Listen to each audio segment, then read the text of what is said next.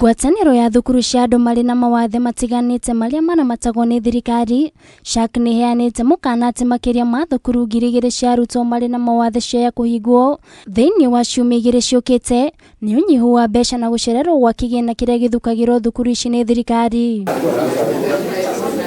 Mwandĩki mũnene wa ngwatanĩro ĩno James Torome augĩte gũcererwo kwa mbeca ici nĩ gũcũngĩrĩirie mathĩna kĩhĩri kuona ona matirahota gũtwarithia na mbere mĩhang'o ya mathukuru maya. We are asking Teacher Service Commission to move with speed and call the unions before the lapse of the 2021-2025 CBA. Before the budget is ready, we have to have signed the new CBA.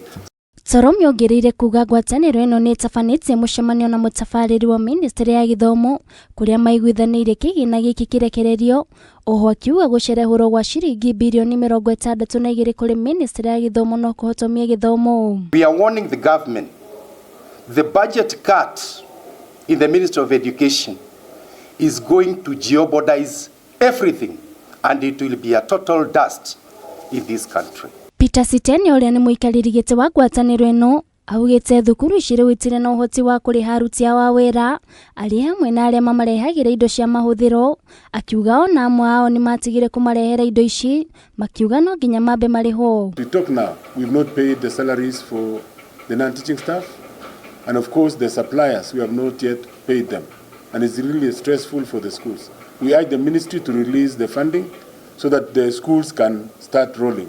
Oho ngwatanĩro ĩno nĩ yorĩtie thirikari gũteithĩrĩria arutwo arĩa marĩ na mawathe na njĩra ya kũmahe basarĩ na oho makoria maũndũ ma arutani ta mbeca cia thaĩrĩra matige kũingĩrĩrwo nĩ amwe ya atongoria. The Prime Minister should withdraw that document from Parliament.